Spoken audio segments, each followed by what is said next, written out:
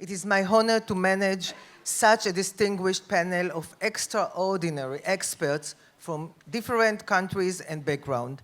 Let me introduce them very, very briefly because I know we don't have time. According to what's written here, not according to the way you are sitting. So Mr. Etienne de Gonneville is the Strategic Affairs Advisor of the President of the French Republic since 2017. Mr. David Albright is founder and president of the Institute of Science and International Security in Washington, D.C. Mr. Norman Roule, after a long career in the CIA, he served as the National Intelligence Manager for Iran at the DNI until 2017, and today is Senior Advisor to several organizations. Professor Igor Yurgens, to my right, is the Chairman of the Management of the Board of the Institution of Contemporary and Development in Russia, and my good friend, Major General retired Amos Gilead, is the Executive of the Institute for Policy and Strategy at the DC Herzliya. Previously, after a long career in the military, he was Director of Policy and Political Military Affairs at the Ministry of Defense. We are meeting on a very delicate stage, 8 months after President Trump decided to leave the nuclear agreement and restore sanctions regime as part of what is called today Trump's administration maximum pressure campaign on the Iranians. The European effort to establish SPV, the alternative payment system, is not yet in place, and there is a growing pressure from Europe on Iran related to terror and ballistic missiles. In Iran, the debate whether to stay within the agreement or leave it continues, and we are beginning 2019. We have more questions than answers, and I want to put my first question to the panelists. How do you evaluate the Iranian situation? What are their best options? And what is your estimate for the coming year? And let me start with Mr. Etienne, please. Thank you very much, Sima. Thank you very much for the honor you've given us to address this wonderful audience. And thank you for your very easy question. I'm going to try to answer in the 5 minutes that you gave me. Any French diplomat speaking about the Middle East should start by a quote from General de Gaulle. There is only one famous quote of de Gaulle that every French diplomat knows, so if you've never heard it, here it goes. Vers l'Orient compliqué, je volais avec des idées simples. Towards the complicated East, I was flying with simple ideas.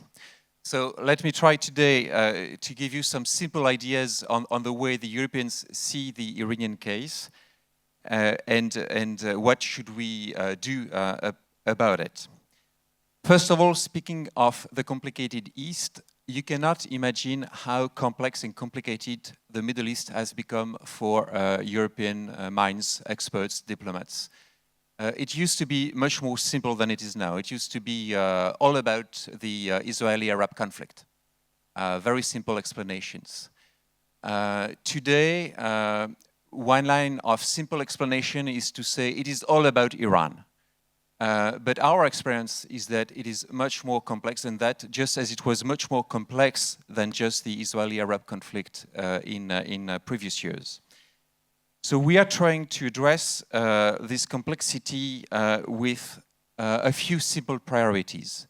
And as we begin this year, 2019, as far as France is concerned, our list is as follows, although it's not a full list. First of all, defeat Daesh, finish the fight that we've taken to Iraq and Syria against this organization that was directly threatening France and its security, and avoid the coming back of Islamic terrorism. And that is true in particular for the situation in Syria, where chaos has to reach its end. Then stop chemical weapon proliferation, and this is why we striked with the US and the UK in April last year, Syrian targets.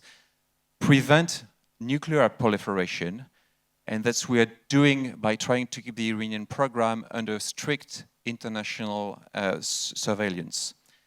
Strengthen regional stability, and one of the core elements of that stability is, of course, the security of Israel, which in no way is negotiable. and then develop strong partnerships with countries that can be anchors of that stability. Your president was in France a few days ago. President Macron was in Egypt yesterday.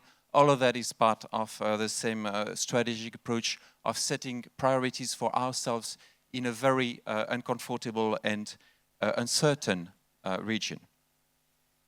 So when it comes to Iran specifically, I would like to say three things that define the European and French approach and that frame it. First of all, since the end of the Iran-Iraq war, the Europeans have made the choice to deal with the existing regime in Iran. We are not looking for regime change. We just deal with the guys that are in power at the moment in Iran. We may not like the way Iran is governed at the moment. We may wish it can evolve, but we are not pursuing a policy of regime change, even though dealing with this regime has not always been a very happy experience. Second, our biggest concern when it comes to Iran is still with the Iranian bomb. Because a relaunching of the nuclear military program would have consequences, of course, for the security of the region, of course, for the security of Israel, but more globally for the whole non-proliferation regime. And we are doing all we can to avoid weakening the NPT, because the overall security of the planet would be affected. This doesn't mean, and it's my third point on Iran, that we do not share with most of our partners a wider analysis of the threat coming from Iran. We actually deal with it when we have to put limits to Iranian behavior, including on our own territory. But we are going to do everything we can to avoid taking the risk of relaunching the clandestine military nuclear program. So as we understand, the current maximum pressure strategy that is proposed by our ally, the United States, is based on the assumption that Iran is going to continue to respect its nuclear obligations under the JCPOA, and that you can apply more and more pressure on this country without running the risk of the military program to resume. Our position is that we do not know that, and we do not want to take any risk. Our fear is that the US may be sacrificing short-term security gains that we have now in our hand for longer-term goals that are respectable, but which for the moment are vague and not clearly attainable. So we have offered an alternative strategy. This is what President Macron did when he was in Washington in April last year. A strategy that was on four pillars: the continued implementation of the JCPOA, a long-term framework for the nuclear program, and we had started thorough discussions with our US partners on this before the May 8th withdrawal from the JCPOA, a curb on the missile program, starting with the unacceptable missile proliferation coming from Iran, and fourth, a limitation of Iran's destabilizing regional influence. On all those fronts, the Europeans have been active in the past months. We have a track record we can be proud of. Unfortunately, we are spending a lot of our time, a lot of our energy to try to maintain Iran in the JCPOA and to make sure that it is going to respect its obligations. You mentioned the special purpose vehicle, which is a funny instrument to try to maintain some kind of economic benefits to the Iranians. It is going to be created in the next few days. We spent, of course, a lot of time devising that. This time could have been invested in more productive instruments for our collective security. And to conclude, I would just say that as we start 2019, we are entering a very dangerous zone. There are no clear pathway ahead to deal with Iran. We, the Europeans, still think that negotiating with Iran is a possibility. You can talk to this country. You can devise a negotiating strategy based on dialogue and pressure. We've done that in the past with some success. But for that, you need clear, limited, understandable goals, and you need dialogue. And of course, this is the conversation we have at the moment with our ally, the United States, and that we are going to continue to have with them over the coming months. Thank you very much. Thank you, Etienne. Before going to other international representative here on the stage, let me ask Amos Gilead, please, how does Israel feels in the current situation and in the opening of the new year, hearing on one hand, the Americans withdrawing from the agreement, on the other hand, the Europeans trying to do everything possible in order to keep them within the agreement? Thank you very much. In 5 minutes, we are continuing the Iran Club. We are belonging to Iran Club. We do have many colleagues here that are making living of Iran. But I do think that Iran, based on the ideology of this regime, I cannot identify any chance to remove this regime based on our dreams, but not based on our capabilities. We need to identify the real wishes of Iran. And they are the JCPOA for them, as I understand it, is to wait 10 years and then to develop the nuclear bomb. If they are successful, it means the Arab countries will follow them. It means that Israel will look like Samsung after the visit in the barber shop, and it will change even the status of United States and the Americans, and it might even destabilize the Arab countries. We are repeating the same assessments that I think they are true, with one reservation. The time is passing. Today is 10 years minus 3. And next year it will be minus 4. Now, we need to take it as first priority. Unfortunately, I think what my colleague is describing is the wrong way to deal with Iran, because it means that we are cooperating, or the world is cooperating with the vicious Iran that are determined, and they do have their wishes, as we can see them in Lebanon, in Syria. We don't have time to elaborate. It was discussed here yesterday. And this is for Israel main priority. We need first the excellent intelligence that we have developed along the years. We need to be ready to all options on the table. And I must say that I prefer today the American clear stand against Iran. I'm not sure there are not gaps between the real or the official policy and the implementation, but that's another topic. About nuclear, to talk with the Iranians, to have a dialogue with them, it's paving the way for this scenario of doomsday Iran, combined with this terrible regime, and while ignoring history of such regimes in the past, this is the wrong way. And I do think, at least for this conference or any conference or any policy, we need to come to conclusions that the coming years, the Iranians will try their best based on the archive we have brought, the intelligence we have achieved, and together with others, to be prepared for the new era of nuclear Iran. They must be stopped and they will not give up. My lesson from Iran, this is the last remark, in Lebanon, in Syria, they never change their plans unless you are convincing them in Middle East ways to delay, not to stop.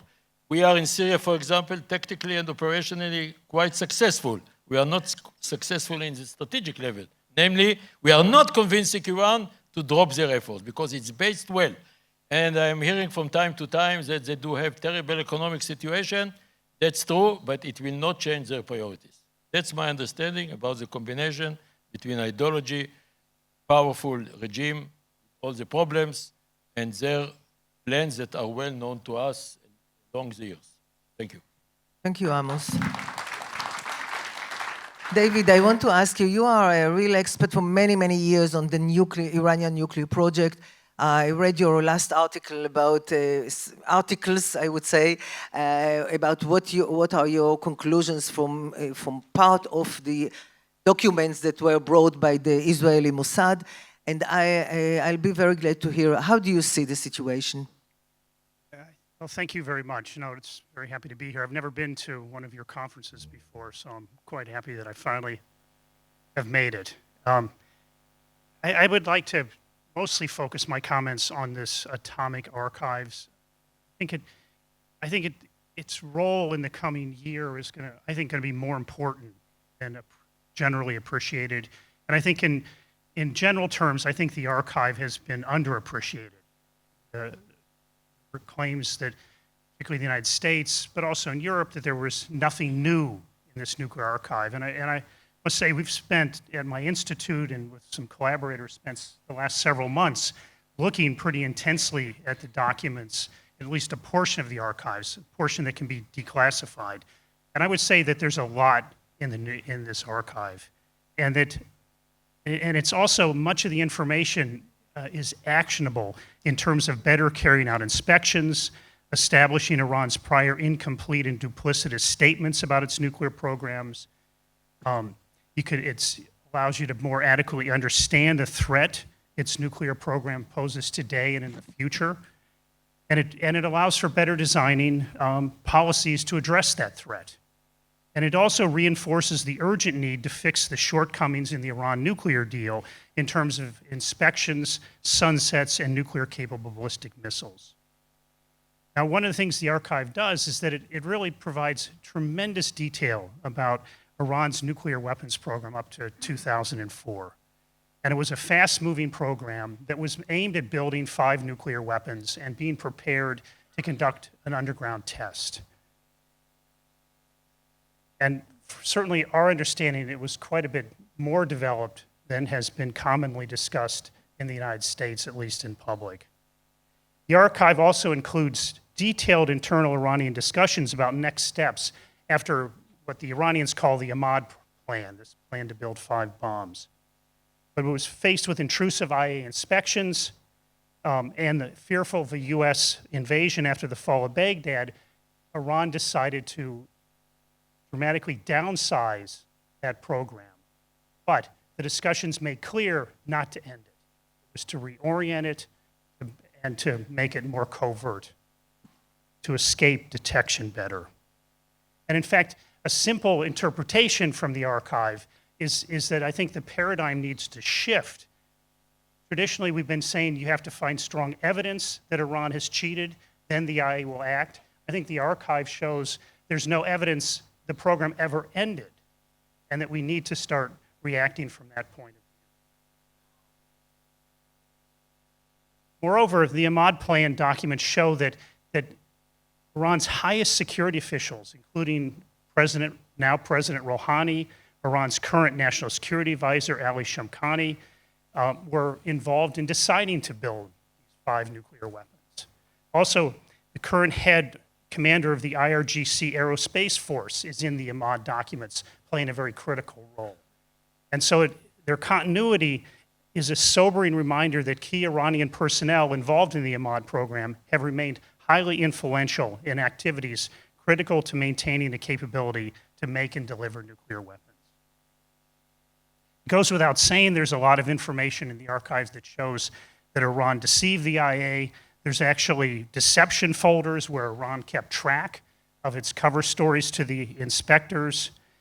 There's information about nuclear facilities that were not known until the archives were discovered, particularly an underground facility that we attach pretty high likelihood was going to make nuclear cores for nuclear weapons. After the downsizing, Iran did reorient some of its facilities' civilian purposes, the Gashin mine and mill, the Fordow enrichment plant, but we think that was done to preserve nuclear weapons capabilities. It was not a sign that they were turning toward a strictly peaceful program. It's also hard in the big picture to see how storing and curating an extensive nuclear weapons archive is consistent with Iran's pledge that under no circumstances will it seek nuclear weapons. The new information raises fundamental doubts about whether Iran is complying with its comprehensive safeguards agreement, the associated additional protocol, the Iran nuclear deal, and even the nuclear nonproliferation treaty. Overall, the new information in the archives adds more urgency to efforts to understand Iran's past and possibly ongoing nuclear weapons-related efforts under the nonproliferation treaty and associated comprehensive safeguards agreement. The International Atomic Energy Agency should be asked by the Board of Governors to verify sites, locations, facilities, and materials mentioned in the archive and report on that work. And there is certainly no shortage of sites and activities that are clearly stated and shown in the archives, both textually and with imagery. And the final point I'd like to make is that the archive should also motivate the United States and its closest allies in Europe and elsewhere to push harder to address the flaws in the Iran nuclear deal. It certainly reinforces calls to fix the sunsets, improve inspections, and focus more on nuclear. Thank you. Thank you, David. Igor, how does Russia see the situation? Well, in 5 minutes, I'll try to make 3 points. You know that Russia was very much on the stage yesterday. Russia was on the stage, is on the stage, but by an expert who is not an Iranian expert, I can tell you that. Though my father was in the occupational force of Iran during the Second World War. If the audience knows that we divided Iran with Great Britain to make sure that Iran is not on the Nazi side, not on the Hitler side. So my father was on the occupational force, and the stories of my childhood is the love-hatred relations. Because my father was from Baku, Azerbaijan, and he mastered Azeri language, and there are more Azeris in Iran than on the territory of the Soviet Union. So that was obviously an interesting... So, the situation at the moment, they were good neighbors to us. In 1991, when the Soviet Union collapsed, some nations, Islamic nations, including Turkey, by the way, were using this weakness of Soviet Union, Russian Federation to establish madraseh, to get with the militant Islam, and so on and so forth. Iranian did nothing of the kind. They were very cautious on that. And then we started developing new relationship, Russia-Iran, on the Caspian Sea, on many other issues. Russians volunteered to build them, of course, nuclear plants. Russians pledged to bring them uranium and to bring it back after it was used on the platform. Russians did a lot to get into JCPOA, and it's a very, very rare case when we are together with the European Union, because we are rarely so during the last 4 or 5 years. So from this point of view, Iranians were more or less reliable partners for us and their immediate neighbors. And we made it very clear, the last statement I heard from the President Medvedev, then President Medvedev, that we will never tolerate nuclear arms there, including military action. That was a very serious statement. We shared it with the Americans. I hope that they remember that statement of then President Medvedev. So, at the moment, Russia, in its international strategy, foreign policy strategy, says that since we're not a superpower, we are a balancing power. And in the Middle East, we will play this balancing act. And Putin is very good at that. He has very good relations with Iran, with Syria, of course, definitely with Turkey, and all-time good relations with Israel. You know that yesterday 2 high representatives of Russian Federation visited Netanyahu on these issues. I don't know what the file was, but that was a very interesting conversation to the best of my knowledge. So we are in the contact to try to contain, to try to put them on the proper track. And now the third point. Is it good to get out of JCPOA as an international instrument of leveraging?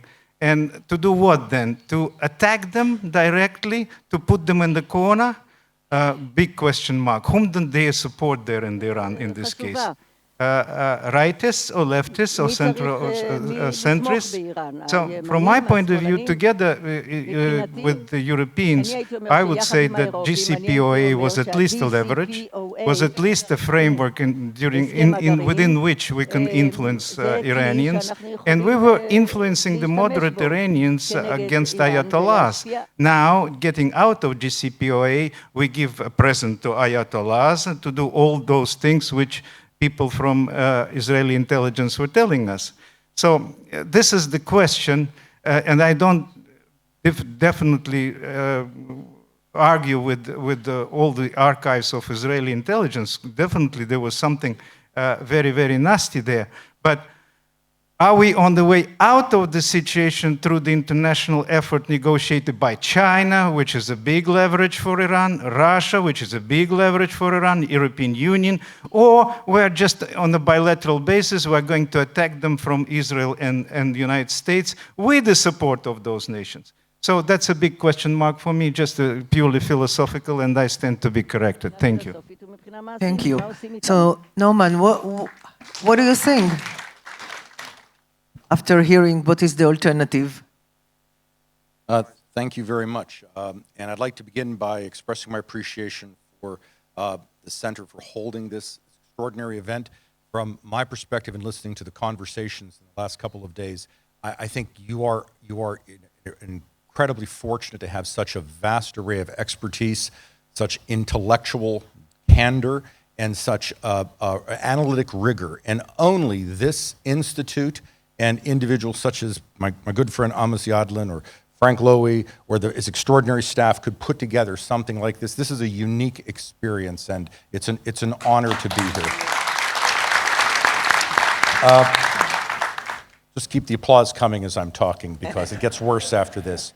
So there's been an awful lot of talk about the Trump administration and what it will do or won't do in the Middle East by some extraordinary minds. I don't think I'd be able to add anything to that. So I'd like to focus my comments on how it looks for Iran in the coming year as they will deal with this dynamic to include the Trump administration. For the past year, Iran has faced a series of events and trends which are raising the likelihood of confrontation with the West. But that does not mean that a military conflict is inevitable, but confrontation is what the world is now pretty much all about regarding Iran. Very few things certain in the Middle East, but there are some things certain about Iran. Iran needs stability at present more than ever. It is facing an unprecedented series of ecological, environmental, demographic, economic, political, and social crises, which it has never faced in the history of the Islamic Republic. They are all worsening, and it has no capability to actually address any of them. The old revolution is dying off. It's happening, and it's being replaced by a very different generation, which is not necessarily good news for me. The new generation is less experienced with the revolution, but they're more assertive. They grew up in the Iran-Iraq War. They're no less aggressive on Iran's rights, but they're much more tolerant of risk. And they've grown up in an environment in the last 2 decades where the international community's red lines on Iran have been repeatedly tested and have not done well. And I think their sense of risk and what they sense we will tolerate is much greater. This is the generation that is now dealing with Iran's external foreign policy. And that's an important fact to remember. Finally, I would think we should remember the region's DNA has changed. Now, that's easy to say because we have events in Saudi Arabia and the collapse of many states, but Iran has changed the DNA of the region through its propagation of multiple surrogate and proxy partners. About 23 or 24 now work with Iran, and they represent Sunni elements in the Taliban and Hamas to Shia elements. It will be very difficult to unravel that, and Iran has empowered them in violation of UN proliferation rules, which the international community has ignored, with advanced missile technology, both in Yemen and in attempting to do so in Syria to Hezbollah, as well as advanced drone technology that will be very difficult to pull back. So in the coming year, Iran is going to be shaped by several events that they're going to have some tough times dealing with. A large portion of the population has absolutely lost faith with the government's capacity to move forward. But in 1979, Iran's population wanted revolution without democracy. Now they want democracy without revolution. So the opposition is disconnected, rudderless, it lacks a leader, and the absence of cohesive tissue between labor and political elements means that No, since we are friends, I cut you Let me go because 2 we have more a minutes. breaking news. Oh, And- breaking news. Yeah, we have breaking Okay. news from the Israeli TV.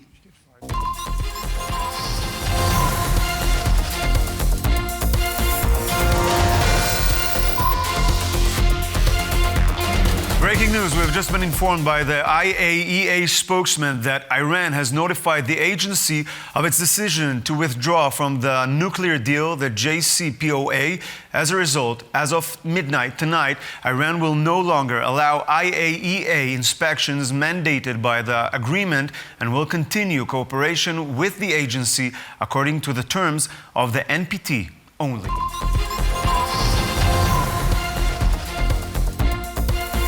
Thank you. Since we don't have too much time and we have a new situation now, please, David, very shortly, what does it mean that Iran is not anymore under the inspection of the JCPOA? Well, it certainly goes against what the Trump administration is counting on, so it's certainly a new development.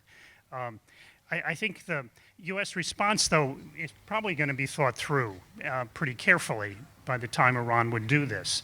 I would recommend that there be a phased response, but that it would start with the European Union snapping back EU and UN Security Council sanctions through the JCPOA process. And it would also be accompanied by a US and hopefully EU position that they will prevent Iran from getting nuclear weapons. I think the IAEA Board of Governors would need to pass resolutions rather quickly calling for full cooperation for Iran to meet its obligations under the NPT, including answering past questions about its nuclear weapons program, that would be, again, front and center on the table in discussing NPT compliance with Iran. There would be a need for a UN Security Council resolution, which may be harder to get. And I would also recommend that the United States should prepare a study, a detailed study, looking at all options, peaceful, non-peaceful, diplomatic, military, and particularly looking at the full range of those options to try to think through the next phases, that if Iran does break with the JCPOA and actually increase its enrichment program, that the United States is going to have to, in a sense, go to phase 2. I think there would be it'd be important to reach a consensus that any growth in Iran's enrichment program is by definition a growth in a military program. From what I understand, that was an emerging view in the E3 US negotiations last spring to fix the deal. I think the United States, faced with an increase of an Iranian enrichment program, would also need to cut off Iran completely from the international financial system and expect the EU to suspend the special purpose vehicle. And I could go on, but I think you would have basically an escalatory strategy to respond to Iranian actions to try to drive back to a negotiated solution and avoid an actual war. Let me see what France does in such a situation. Europe, but especially France, we know that you are you were very important in the negotiations to the JCPOA. Well, my job is to avoid that situation from happening. So, because that would be a massive failure of the international community when it comes to proliferation and when it comes to the threat of Iran. What we see here and what David just described is the resurgence of our fears about what is happening in Iran and that we do not know. Because that would result from with the suspension of the additional protocol of the IAEA. Iran will be strictly implementing only its safeguard agreement with the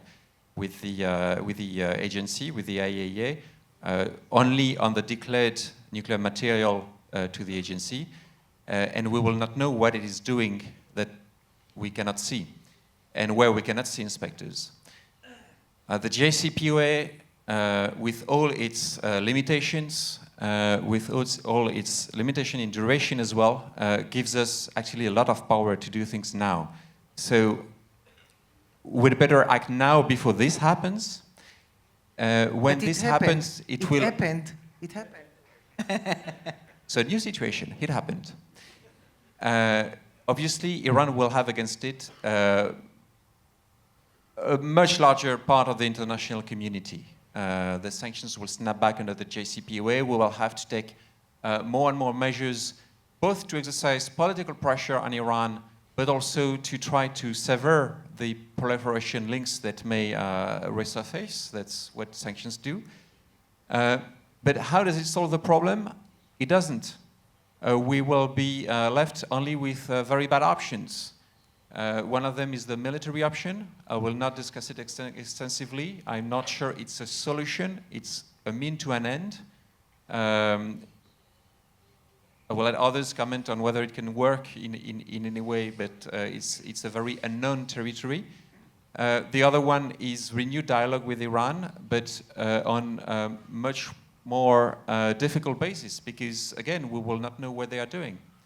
So, again, our conviction is that the current situation with this imperfect JCPOA is much better for all of us, and we should act before the clock continues to tick, to negotiate with Iran improvements, longer-term framework, a more diversified approach to tackle all of the issues and not arrive to the solution that was just announced in the news. What Russia will do?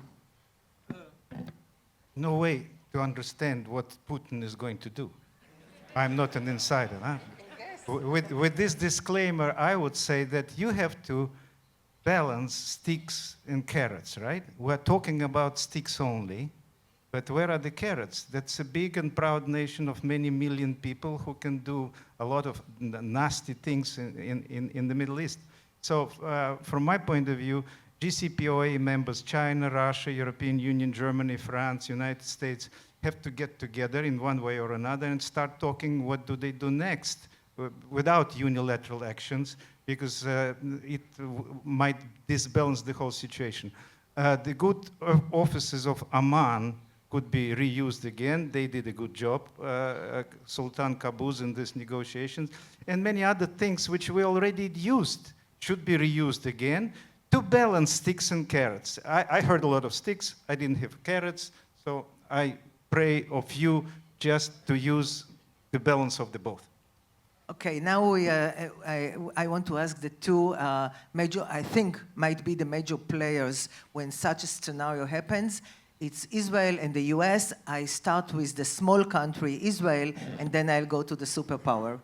We are not so small according to the image. The good news about the breaking news, it's fake news for the time being. That's right. The bad news, it will happen sooner or later. So we need to prioritize the process in order to prevent it. What we need to do, first of all, I do believe in carrots because they are very similar to sticks. Their color is different. Really, it's we are not learning from history. Iran is very similar to the worst regimes. They are determined. All these dialogues, they have failed, they will fail. And the GCPOA, I don't want to analyze it now because we don't have time. However, I'm sure they will not violate it. For them, it's a matter of time. They are buying time, and they will do their best after they are completing the process in Lebanon, Syria. We need to prevent now Syria as we do. I think we are smartly doing it. I think we even enjoy some consent of Russia.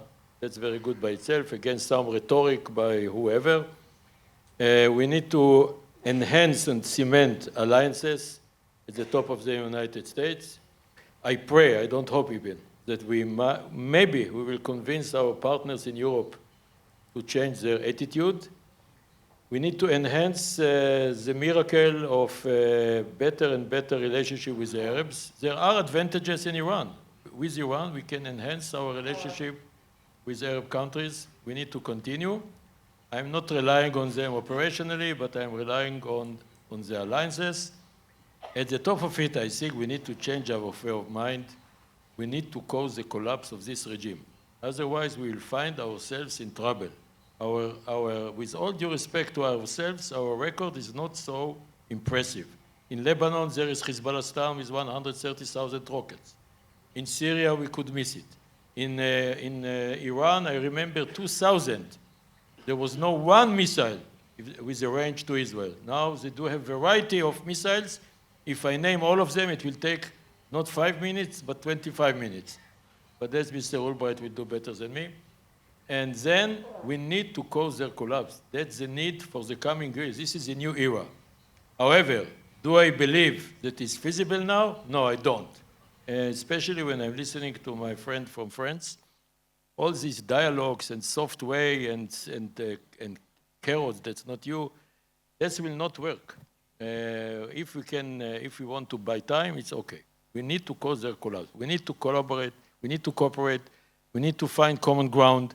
We need to have discussion. We need to use our best intelligence in order, because, as Norman said, there are so many weaknesses, unprecedented in Iran, the economic, the social, and so on. So we do have opportunities. We need to take advantage of all of them as long as we recognize the real, this is the only potentially existential threat, the combination between this regime, ideological regime, and the nuclear weapon and other elements of the Iranian wishes. Thank you. Thank you, Amos. No, So- two things. One, I'm not going to interrupt you now. And two, you know, at the end of the day, if it's dialogue or is it, let's go to the extreme, a military operation, it's the US. So how do you evaluate the US? On the issue of dialogue, which is often brought up, two fundamental points I'd suggest people keep in mind. I cannot identify a single strategic driver that would compel any Iranian leader to believe that a real engagement with the West is in their best interest at present. Reasons ranging from succession, economic, internal politics, what we would demand, et cetera, et cetera.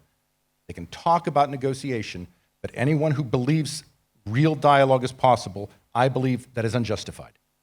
The second point is it's unjustified because what the Iranians demand is precisely what we know would empower regional malign behavior and other activities.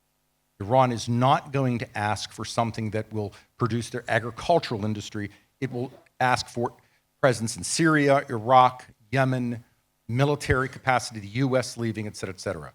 If this happens, the first thing I'd ask people to remember is going back to the wisdom of Amos Gilead on his 5 rules. Don't panic. There are extremely sober, smart, careful-minded people in all of these capitals who would say, this is not necessarily something that people haven't thought about. But just because this has been announced, people have to say, what exactly has happened? Some of that is, as my brother Amos has put forward, an intelligence issue, but some of this is just, what exactly does the IAE know? What exactly did the Iranians do? And it's likely the Iranians would do something like this first to squeeze the Europeans, who tend to be the most willing to engage, to offer additional concessions.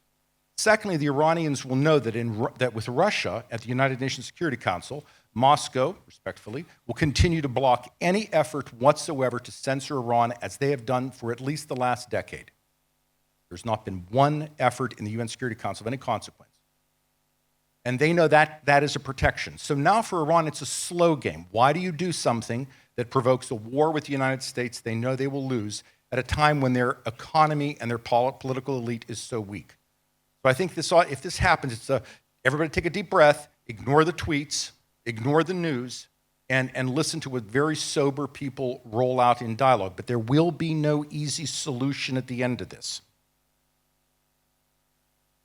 Thank you, Norm. I want to use the last 9 minutes that we have in order to give each of you the opportunity to say, one, do you believe this scenario might happen 2019, this year? Or do you think that we'll see a different one? Please be short so that everybody will have the chance to talk. And I'll start now with you. I will say something philosophical. I heard my American friend saying that there is no use to talk to those guys because they will not be involved with the West. The same can be said about Russian Federation. You remember the talk that there is no use of talking to Putin, let's outweigh him. And then Obama said, not Trump, that due to American sanctions and European sanctions, Russian economy is in checks and shambles. But we carry on somehow. We, like a bumblebee. Bumblebee cannot fly, but we do fly as Russia.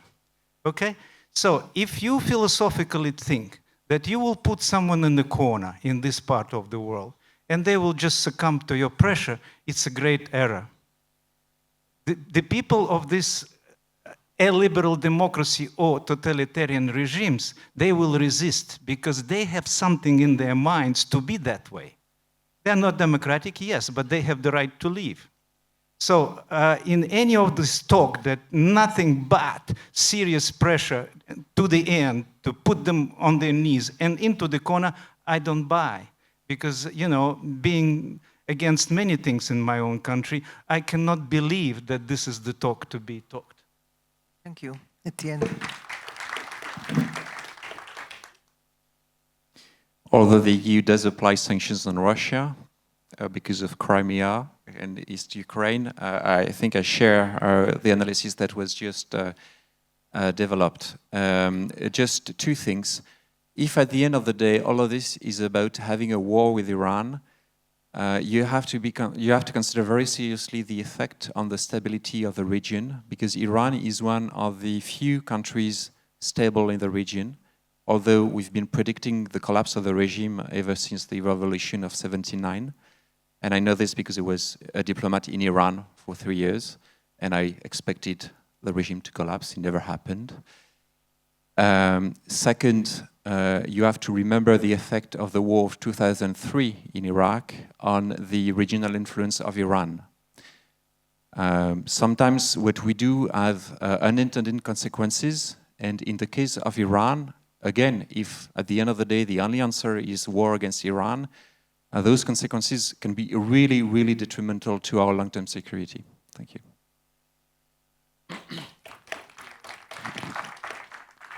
I'm inspired. I think it won't happen until the election in the United States, for known reasons. Afterwards, we need reassessment. There will be another conferences to discuss it. Secondly, I'm inspired by how Kim Jong-un is cheating United States. They will never give up nuclear. Even Trump declares, I've changed the world. He cannot change the DNA of Kim Jong-un. He will not give up. Like we have learned in the hard way, that ended in a happy end with a nuclear plant in Syria. He will never give up. So if he can cheat with such poor country, United States of America, why Iran cannot cheat? And they are obliged to this nuclear. So my main message is never believe them. They will do it sooner or later. The breaking news will happen one day. That's why we need to prioritize now the collapse of this regime and to prevent the nuclear as we can. And all options on table without elaborating.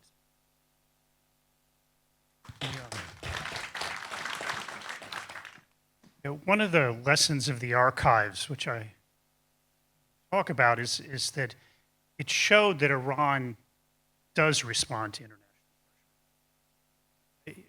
We haven't done the analysis to come up with a kind of a more realistic estimate of when they could have built those 5 bombs. We know what they planned, what they would write in their tables.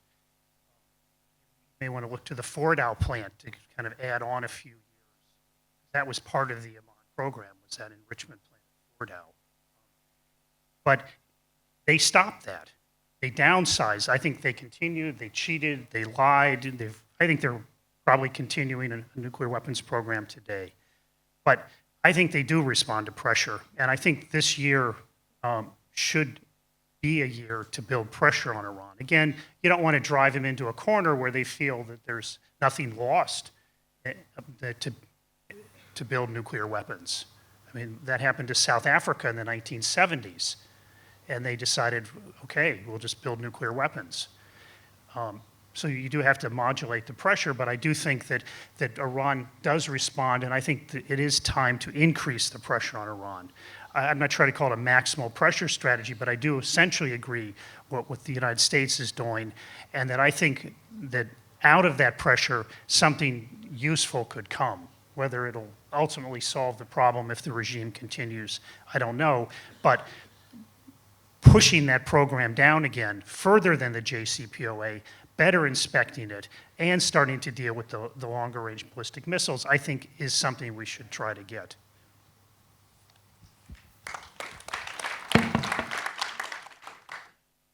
I think for Iran, they're going to stick with the JCPOA as long as they believe the economic and diplomatic benefits are sufficient for them to maintain that present. They are dwindling. Their partners in Europe have not been able to stop US sanctions, and the special purpose vehicle is unlikely to convince any international company in its right mind that it should risk American financial pressure so that it can engage in the unprofitable Iranian market. I think before Iran takes this step, it will have a very calculated decision based on how it assesses the weaknesses and responses of the international community. My second point is there's diplomacy and engagement, and our Russian colleague is correct. Engagement and a political solution is always what we should look for. I just don't see the drivers there. But war is not the next option. There is a vast space between we had a discussion on JCPOA and we now have the American Fifth Fleet doing what it does best. And that space should not be lost in the rhetoric. There will be a role for diplomacy here, and that will require work in the UN Security Council. Carrots and sticks will be very tough because the carrot will be Syria. The carrot will be their missiles. And how do you all feel about that? The Saudis feel the same way. Europe feels less strongly about it. I think that is going to be how this plays out. So much of this is based on Iran's perception of who we are. So the stronger we are and the more international cohesion we have, which means working with our European and Russian colleagues and Chinese colleagues, I think the better it is because Iran fears most multilateral economic and political pressure. Thank you. Thank you. First of all, thank you for being on time. And I want to say one optimistic, as some of my previous colleagues have said, that we should head with an optimistic conclusion. I think there is a common conclusion here that we should prevent this scenario that we saw before, that it's possible perhaps to prevent it. And I think that there was a common understanding and even agreement on the diplomatic, on the options that are, as you said, Norman, before going to the military option. And there are other options that should be used. And I do hope that even though I'm sure we'll have this issue on our next conference next year, I hope the situation will not be worse than it is now. So thank you very much, and see you next year.